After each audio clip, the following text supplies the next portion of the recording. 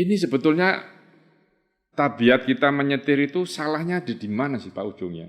Kok sepertinya dengan jalan tol ini orang kan harus terbiasa menyetir jarak jauh dengan membosankan dan seterusnya itu. Apa karena panjang tidak ada pendidikan? Bagaimana menyetir di jalan tol? Atau karena apa? Misalnya SIM kah? Atau apa kira-kira Pak?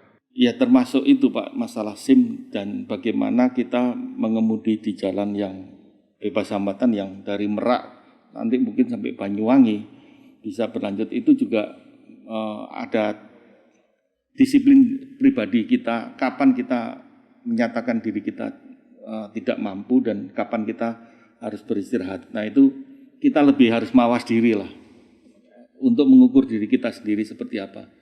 Jadi dengan jalan tol yang begitu panjang, jadi ada hal-hal kalau kita sebelum mengemudi di tol, kita juga yakin diri kita sendiri sebelumnya sudah beristirahat dengan cukup dan satu hari itu ya paling tidak kita mengemudi itu udah batas maksimum itu antara 8 dan 10 jam. Kalau sudah segitu ya mau nggak mau kita harus beristirahat, tidur. Ya.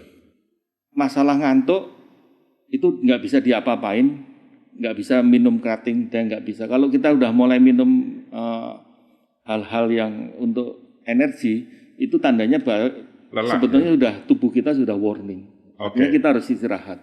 Oke. Nah sekarang gini, kita Nataru pasti akan ada bis charteran kah?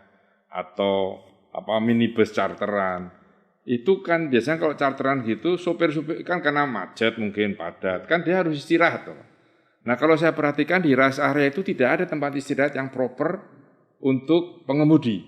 Biasanya dia tidur di tempat bagasi itu di mobil bawah. Itu kan mengganggu. Itu kira-kira data dari KNKT penyebab kecelakaan salah satunya itu atau tidak? Jadi tidur itu istilahnya kalau umumnya kita ini kalau dari human factors ya. Kita ini orang siang itu kerja, malamnya istirahat. Jadi kita harus bisa istilahnya masuk ke dalam fase deep sleep antara jam 11 sampai jam 5 pagi. Itu harus sempat mengalami deep sleep sehingga istilahnya ada, saya lupa nama latinnya, ada namanya hormon Dracula. Hormon Dracula? Ya, itu hanya bisa muncul di jam-jam itu, di jam-jam Dracula muncul itu. Jadi hormon Dracula. Jadi hormon Dracula itu kalau itu nggak bisa teraktivasi, maka istirahat kita nggak berkualitas. Jadi tidur antara jam 11 sampai jam 5 pagi itu penting sekali untuk. Jadi kalau hari ini kita